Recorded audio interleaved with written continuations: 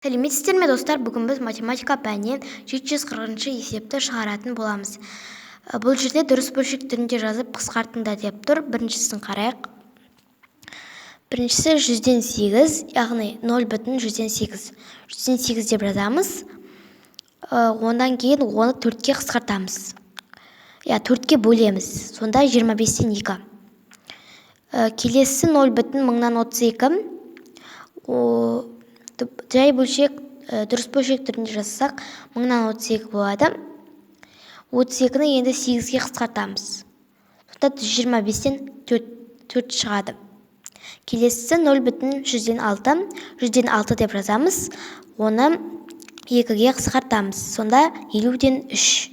Келесі 0,10,625. 10,625 деп жазамыз. Оны 5-ге қысқартамыз. Сонда 2000-нан 125. 2000-нан 125 болады. 2000-нан 125.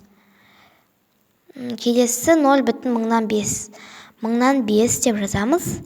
Енді оны 5-ке қысқартамыз. Сонда 200-ден 5 болады. Келесі 0,10,000-нан 56. 10,000-нан 56 деп жазамыз. Оны 8-ге қысқартамыз. Сонда 56-ны 8-ге қысқартсақ 7. 10,000-ды 8-ге қысқартсақ 1250. Сонда 1250-тен 7 болады. Енді 0,8,000-нен 0,10,000-нан 8004.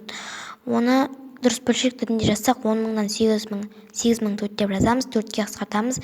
2500-ден 2001. Одан кейінгісі екіншісін қараймыз енді.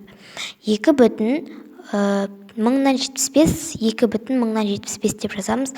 Оны 5-ке қысқартамыз. 25-ке қысқартамыз. Сонда 2,40-тан 3. Келесі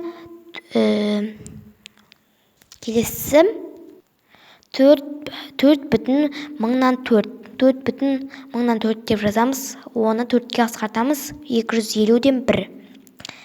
Одан кейінгісі 5,10,000-нан 64. 5,10,000-нан 64 деп жазамыз. Оны 8-ге қысқартамыз. 8,125.